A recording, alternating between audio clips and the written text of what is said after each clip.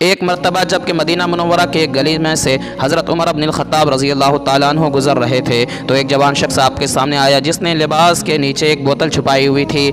आपने उससे दरियाफ्त फरमाया, ए जवान, ये तूने अपने कपड़ों के अंदर क्या छुपा रखा है? चूँकि वह बोतल शराब से भरी हुई थी।